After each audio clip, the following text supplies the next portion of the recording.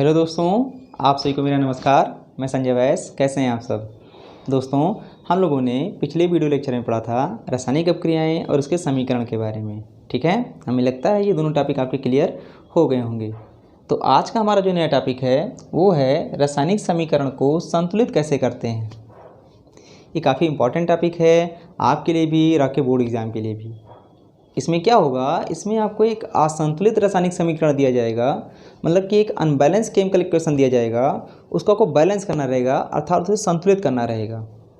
चलिए इसे ऐसे अच्छे से समझते हैं। इसे एग्जाम्पल के रूप में ध्यान दीजिए। इसे जैसे आपके सामने लिखा हो H2 + O2, हमने एरो लगा दिया, हमारा बन गया H2। ठीक है, आप ये जानते हैं कि तीर की दिशा में जो लिखा होता है उसे क्या बोलते हैं? उत्पाद बोलते हैं। इंग्लिश में क्या बोलते हैं? प्रोडक्ट बोलते हैं। ठीक है, तीर की विपरीत दिशा में जो लिखा होता है उसे क्या बोलते हैं? अभिकारक बोलते हैं। इंग्लिश में क्या बोलते हैं? रिएक्टेंट बोलते हैं। और जो हमारा पूरा समीकरण लिखा गया है इसे क्या बोलते हैं? केमिकल इक्वेशन, अर्थात रासायनिक समीकरण। इतनी बात हम लोग पिछले वीडियो में भी पढ़े थे। ऐसे मामला क्या है कि किसी भी रासायनिक समीकरण को संतुलित करने से पहले हमें ये जानना आवश्यक होता है कि अभिकारक के तत्वों का द्रव्यमान और उत्पाद के तत्वों का द्रव्यमान क्या आपस में बराबर है। अगर सरल शब्दों में कहें तो अभिकारक के प्रत्येक तत्वों की परमाणु संख्या और उत्पाद के प्रत्येक तत्वों की परमाणु संख्या क्या आपस में बराबर है। अगर ऐसा है तो हमारा दिया गया समीकरण क्या होगा? बैलेंस होगा। अगर ऐसा नहीं है तो हमारा दिया गया समीकरण क्या होगा? अनबैलेंस होगा, अर्थात असंतुलित होगा। ठीक है, तो चलिए इस समीकरण को हम लोग चेक करते हैं, देखते हैं हमारा बैलेंस है कि अनबैलेंस है। ध्यान दीजिए, यहाँ पे रिएक्टेंट में देखिए हाइड्रोजन कितना है हमारा? 2 है। प्रोडक्ट में देखिए कितना है? 2 है, मतलब हमारा हाइड्रोजन बैलेंस। अब बात करते हैं ऑक्सीजन की। ऑक्सीजन कितना है यहाँ पे? 2 है। प्रोडक्ट में कितना है? 1 है। अब तो मामला गड़बड़ है, क्योंकि यहाँ में हमारा जो ऑक्सीजन है रिएक्टेंट में वो 2 है, यहाँ पे 1 ही है, मतलब कि हमारा ऑक्सीजन बैलेंस नहीं है। अगर हमारा ऑक्सीजन बैलेंस नहीं है तो दिया गया समीकरण क्या है? एक अनबैलेंस केमिकल इक्वेशन है। बातें समझ में आई? तो चलिए हम लोग इसे संतुलित करते हैं, अर्थात बैलेंस करते हैं। लेकिन उससे पहले हमें ये जानना आवश्यक है कि आखिर क्या कारण है कि हम किसी अनबैलेंस केमिकल इक्वेशन को बैलेंस करते हैं। तो अगर आपको याद होगा तो आपने क्लास 9th में पढ़ा था द्रव्यमान संरक्षण का नियम, अर्थात अगर इंग्लिश में बोलें तो the law of conservation of mass. इस नियम को सबसे पहले लेवासिये ने दिया था 1774 में। लेवासिये को फादर ऑफ केमिस्ट्री भी कहा जाता है। ठीक है, उन्होंने क्या बताया था कि किसी भी रासायनिक अपक्रिया में ना तो द्रव्यमान का निर्माण होता है और ना तो द्रव्यमान का विनाश होता है। बातें समझ में आ रही हैं? मतलब कि जितना द्रव्यमान इसका होगा, अगर इसका द्रव्यमान 50 ग्राम है तो इसका भी द्रव्यमान क्या होगा? 50 ग्राम होगा, अर्थात ना तो ये बढ़ेगा ना तो घटेगा। जितना द्रव्यमान आपने लिया है उतना द्रव्यमान अपक्रिया करने के बाद भी बना रहेगा हमारा। ठीक है, जैसे एग्जाम्पल के रूप में समझें इसे, तो ध्यान दीजिए। मान लीजिए आपने एक फ्लास्क लिया,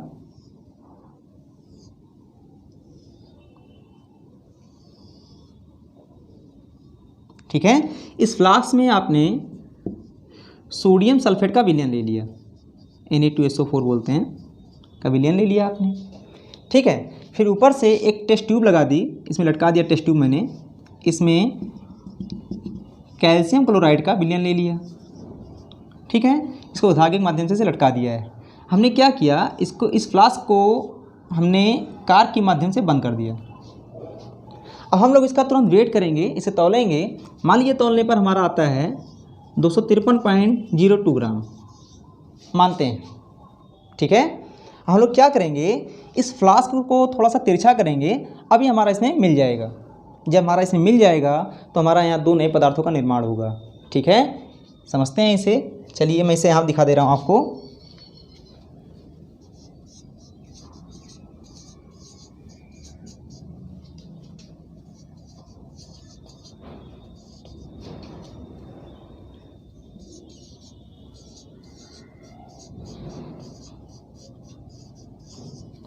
मतलब एक बना हमारा कैल्शियम सल्फेट, दूसरा हमारा क्या बना? Sodium chloride. ठीक है, देखिए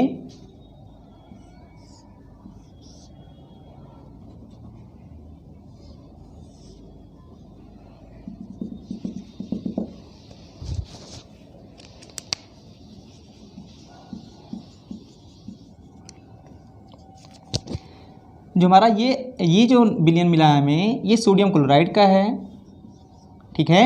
और जो नीचे बैठा हुआ है ये हमारा कैल्शियम सल्फेट का, कैल्शियम सल्फेट हमें पीपीटी के फॉर्म में प्राप्त हुआ है। यहाँ पे ध्यान दीजिए आप लोग, जो कैल्शियम सल्फेट है वो हमें पीपीटी के फॉर्म में प्राप्त हुआ है।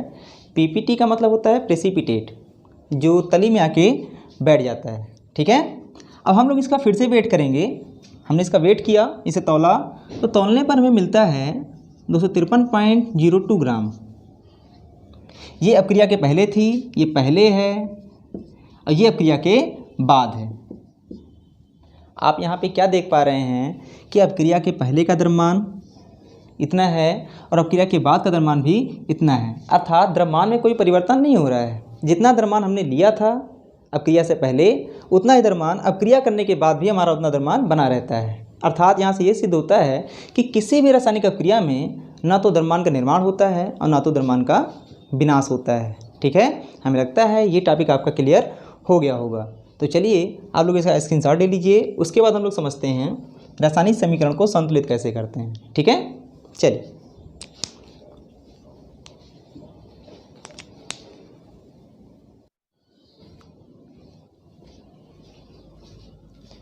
चलिए दोस्तों, हम लोग किसी भी रासायनिक समीकरण को संतुलित कैसे करते हैं इसके बारे में सीखते हैं। लेकिन संतुलित करने से पहले कुछ इंपॉर्टेंट पॉइंट्स हैं, उसे हम पहले समझ लेते हैं, जिससे आपको आने वाले किसी भी समीकरण में दिक्कत ना हो उसको बैलेंस करने में, ठीक है। तो देखिए, जैसे कि आपके सामने लिखा है H2।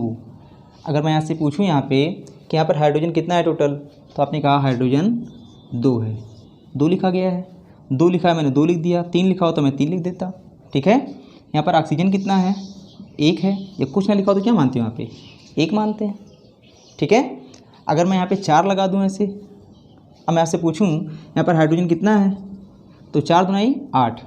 जो यहाँ पे लिखा जाएगा उसका गुणा नीचे कर दिया जाएगा। 4 दूनाई 8, हाइड्रोजन कितना हो गया हमारा, 8 हो गया। इसी प्रकार 4 का नाम 4, तो ऑक्सीजन कितना हमारा हो गया, 4 हो गया। तो इसी प्रकार हमारा हाइड्रोजन 8 हो गया और ऑक्सीजन कितना हो गया, 4 हो गया, ठीक है। आई बात समझ में। चलिए इसी प्रकार दूसरा एग्जाम्पल लेते हैं। जैसे आपके सामने लिखा हो Fe3O4। Fe का मतलब होता है आयरन, ठीक है। अगर मैं आपसे पूछूं यहाँ पे कि आयरन कितना है यहाँ पे, तो आपने कहा 3, भाई 3 लिखा, 3 हो गया। ऑक्सीजन कितना है यहाँ पे, 4 है, ठीक है। अगर मैं यहाँ पे 5 लगा दूँ, अब मैं आपसे पूछूं आयरन कितना है यहाँ पे, तो 5 तिहाई 15। आयरन कितना हो गया हमारा, 15 हो गया। ऑक्सीजन कितना हो गया, 5 और 20, ठीक है। हमें लगता है आपको ये समझ में आ गया होगा, ठीक है। तो चलिए हम लोग इसको बैलेंस करते हैं, ठीक। अब ध्यान दीजिए, हम एक एक तत्व को पहले बैलेंस करेंगे। ध्यान दीजिए, हाइड्रोजन कितना है यहाँ पे, 2 है। इधर कितना है, 2 है, मतलब हमारा हाइड्रोजन बैलेंस है। हम ऑक्सीजन की बात करते हैं, हमारा ऑक्सीजन कितना है, इधर 2 है, इधर कितना है, 1 है। तो हम क्या करेंगे, यहाँ पे हमने 2 लगा दिया। अब ध्यान दीजिए, हमारा ऑक्सीजन कितना हो गया यहाँ पे, 2, 2 का नम 2, लेकिन हाइड्रोजन कितना हो गया, 2 दूनाई 4। हमारा हाइड्रोजन कितना है, इधर 2 है। तो अब क्या करेंगे, हम लोग इधर भी 2 लगा देंगे, 2H2O2 2H2। अब देखिए हमारा समीकरण बैलेंस हो गया है। ध्यान दीजिए कैसे, इधर हाइड्रोजन कितना है, 2 दूनाई 4, इधर कितना है, 2 दूनाई 4, हमारा हाइड्रोजन बैलेंस। ऑक्सीजन कितना है, इधर 2 है, इधर कितना है, 2 का नम 2, मतलब सारे तत्व हमारे बैलेंस हो गए हैं, ठीक है। इसका आप लोग स्क्रीनशॉट ले लीजिए, आपको और एग्जाम्पल देते हैं, ठीक है। चलिए दोस्तों, हम लोग दिए हुए समीकरण को बैलेंस करते हैं, लेकिन बैलेंस करने से पहले हमें ये देखना होगा कि जो समीकरण लिखा हुआ है आपके सामने, क्या वास्तव में वो अनबैलेंस है, ठीक है। अगर वो अनबैलेंस होता है तो हम लोग उसे बैलेंस करेंगे। अगर बैलेंस है वो पहले से ही, तो आपको उसमें कुछ भी करने की ज़रूरत नहीं है, ठीक है। चलिए चेक करते हैं इसे। ध्यान दीजिए, यहाँ पे इधर हमारा आयरन लिखा हुआ है, इधर आयरन कितना है, इधर 1 है, इधर कितना है आयरन, 3 है, ठीक है। मतलब हमारा आयरन अनबैलेंस है। अगर आयरन अनबैलेंस हो गया, मतलब कि अगर आपका एक भी तत्व अनबैलेंस हो गया तो हमारा जो समीकरण है वो हमारा अनबैलेंस हो जाएगा, उसको आपको बैलेंस करना पड़ेगा। ठीक है, तो हमारा आयरन अनबैलेंस हो गया। इसी प्रकार हाइड्रोजन को देखते हैं। हाइड्रोजन कितना हमारा इधर 2 है, इधर 2 है, हाइड्रोजन बैलेंस है हमारा। ऑक्सीजन कितना है इधर 1 है, इधर कितना है 4 है। ठीक है, तो हमारा ऑक्सीजन भी बैलेंस नहीं है। तो चलिए हम लोग इसे बैलेंस करते हैं। ठीक है, हम लोग इसे स्टेप बाय स्टेप बैलेंस करेंगे। चलिए पहले स्टेप में देखिए आप लोग, स्टेप नंबर 1। चलिए हम लोग एक एक तत्व को बैलेंस करते हैं। यहाँ आयरन कितना है 1 है, इधर 3 है, तो क्या कर देंगे यहाँ पे 3 से गुणा कर देंगे। ठीक है,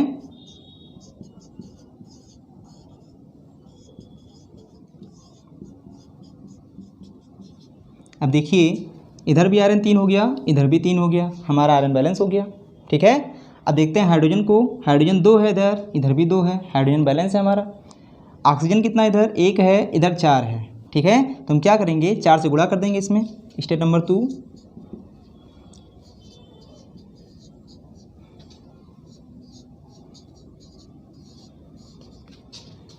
Fe3O4 + H2। अब ध्यान दीजिए यहाँ पे हमारा हाइड्रोजन कितना हो गया 4 दूनी 8, ऑक्सीजन कितना हो गया हमारा 4 हो गया, मतलब ऑक्सीजन दोनों तरफ बैलेंस हो गए, लेकिन हाइड्रोजन हमारा थोड़ा सा बढ़ गया। इधर कितना हाइड्रोजन 2 है, इधर कितना हो गया 8 हो गया। अब क्या करेंगे हम लोग, अब 4 से इधर गुणा कर देंगे। देखिए स्टेप नंबर 3 में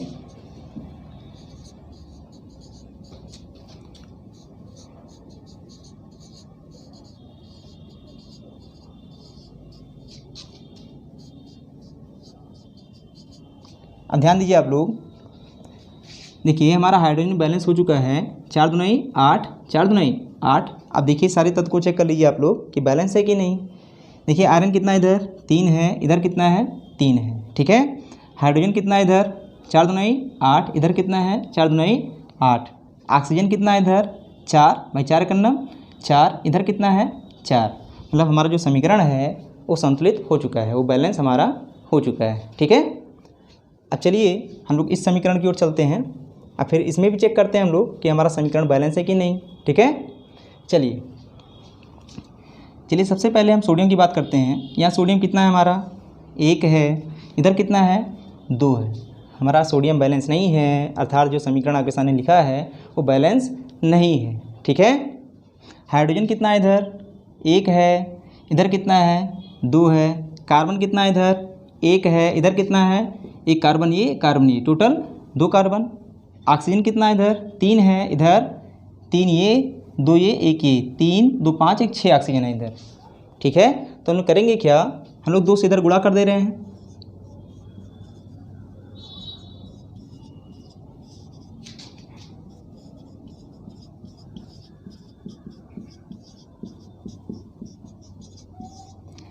अब ध्यान दीजिए आप लोग, इधर सोडियम कितना हो गया 2, इधर कितना है 2, हाइड्रोजन कितना इधर 2, ये गुणा जो 2 का किया मैंने इस सब में गुणा होगा, ऐसा नहीं कि केवल सोडियम के लिए है, मैंने आपको अभी बताया था।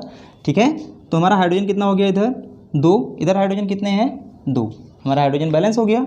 ठीक है, अब बात करते हैं कार्बन की, तो कितने कार्बन हो गए इधर 2, इधर कितना है 1 2। ठीक है, हम बात करते हैं ऑक्सीजन की अब, तो ऑक्सीजन कितना इधर 3 दूनी 6, इधर काउंट करिए आप लोग 3 2 5 1 6, मतलब हमारा दिया गया समीकरण बैलेंस हो चुका है। ठीक है, हमें लगता है आपको ये समझ में आ गया होगा। ठीक है, तो चलिए इसका नाम भी जान लेते हैं। इसका नाम है सोडियम बाइकार्बोनेट। ठीक है, इसका नाम है सोडियम कार्बोनेट, अभी लिख लीजिएगा आप लोग। इसका नाम ये तो जानते हैं आयरन है, ये हमारा जल है, डाई हाइड्रोजन ऑक्साइड पढ़ते हैं इसे पढ़ते हैं फेरिक फेरस ऑक्साइड। ठीक है, तो चलिए हमें लगता है आपको समझ में आ गया है, तो आप लोग इसका स्क्रीनशॉट ले लीजिए आप लोग। ठीक है, उसके बाद हम लोग पढ़ेंगे रासायनिक अपक्रियाओं के प्रकार, ये कितने प्रकार के हमारे होते हैं। ठीक है,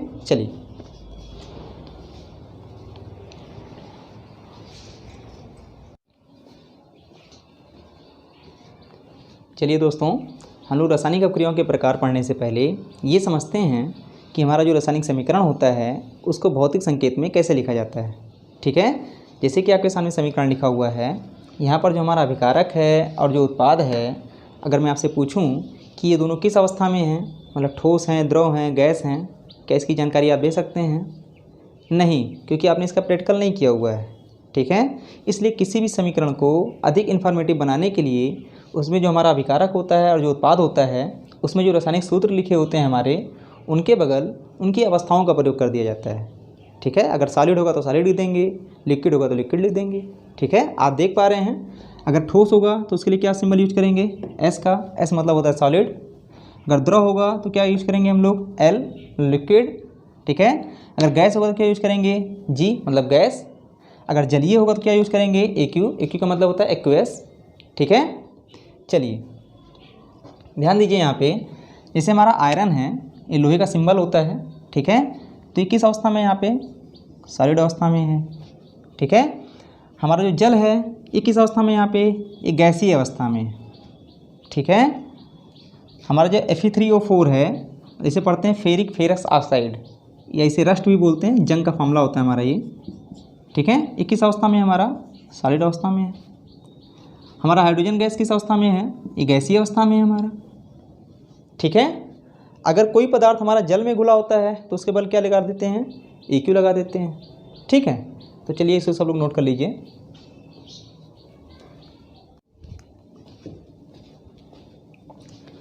चलिए दोस्तों, हम लोग पढ़ेंगे इस चैप्टर का सबसे इम्पॉर्टेंट टॉपिक, रासायनिक अपक्रियाओं के प्रकार। ठीक है, मतलब टाइप्स ऑफ केमिकल रिएक्शंस। यहाँ पर आपको बेसिक 5 अपक्रियाओं के बारे में पढ़ना है। ठीक है, जिसमें से हमारा पहला कौन सा है, संयोजन अपक्रिया, इसे क्या बोलते हैं इंग्लिश में, कॉम्बिनेशन रिएक्शन। दूसरा क्या है, वियोजन अपक्रिया, ये क्या बोलते हैं, डीकम्पोजिशन रिएक्शन। तीसरा विस्थापन अपक्रिया, डिस्प्लेसमेंट रिएक्शन। चौथा क्या है, द्विविस्थापन अपक्रिया, डबल डिस्प्लेसमेंट रिएक्शन। और हमारा अंतिम कौन सा है, उपचयन एवं अपचयन अपक्रिया, इसे क्या बोलते हैं, ऑक्सीडेशन एंड रिडक्शन रिएक्शन। ठीक है, ये जो अपक्रियाएँ हैं ये काफ़ी इंपॉर्टेंट हैं आपके बोर्ड एग्जाम के लिए। यहाँ से आपके क्वेश्चन बनते रहते हैं। ठीक है, इसलिए इसे वो ध्यान से पढ़िए। तो चलिए आप लोग इसका फटाफट स्क्रीनशॉट लीजिए आप लोग, और उसके बाद हेडिंग लगाइए संयोजन अपक्रिया। ठीक है, चलिए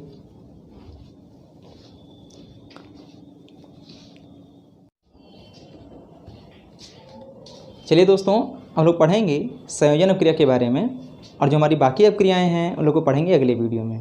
ठीक है, तो जो हमारी संयोजन अपक्रिया होती है इसे इंग्लिश में क्या बोलते हैं, कॉम्बिनेशन रिएक्शन बोलते हैं। ठीक है, इसमें क्या होता है हमारा, इसे समझते हैं।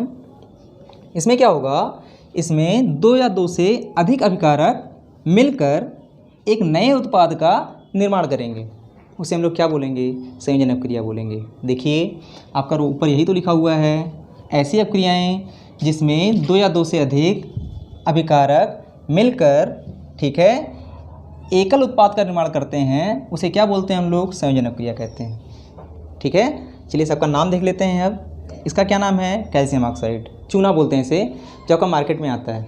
ठीक है, सूखा चूना। और ये हमारा जल है, जानते हैं आप लोग, इसका क्या नाम है, कैल्शियम हाइड्रोक्साइड, इसे क्या बोलते हैं, बुझा हुआ चूना। जब हम लोग चूने में पानी डाल देते हैं, जो हमारा बनता है उसे हम लोग क्या पढ़ते हैं, कैल्शियम हाइड्रोक्साइड। ठीक है, ये हमारी उष्मा निकल रही है यहाँ से। जो हमारा कैल्शियम हाइड्रोक्साइड है, इसका प्रयोग हम लोग दीवारों पर सफ़ेदी करने के लिए करते हैं। करते नहीं दीपावली में आप लोग इसका प्रयोग। तो अब क्या देखते हैं वहाँ पे, जब हम लोग दीवारों पर सफ़ेदी करते हैं तो 2-3 दिन बाद देखते हैं हमारा सूख जाता है। इसका कारण क्या है, इसका कारण ये है कि हमारा जो कैल्शियम हाइड्रोक्साइड होता है वो वायु में उपस्थित कार्बन डाइऑक्साइड के संपर्क में आकर धीमी गति से अपक्रिया करके एक कैल्शियम कार्बोनेट की पतली परत बना लेता है, जिससे दीवारों पर चमक आ जाती है। ठीक है, चलिए हमें लगता है आपको ये क्लियर हो गया होगा। अब हम लोग समझते हैं ऊष्माक्षेपी अपक्रिया के बारे में। ठीक है, ऊष्माक्षेपी अपक्रिया क्या होती है, ऊष्माक्षेपी का मतलब होता है ऊष्मा का निकलना, क्षेपी का मतलब होता है ऊष्मा का निकलना। देखिए आपके सामने ये तो संयोजन अपक्रिया लिखी हुई है, लेकिन ये संयोजन अपक्रिया भी है और एक ऊष्माक्षेपी अपक्रिया भी है, क्योंकि ऊष्मा देखिए निकल रही है। चलिए इसे हम लोग एक एक्सपेरिमेंट के अकॉर्डिंग समझते हैं। ठीक है, अभी क्लियर हो जाएगा आपको।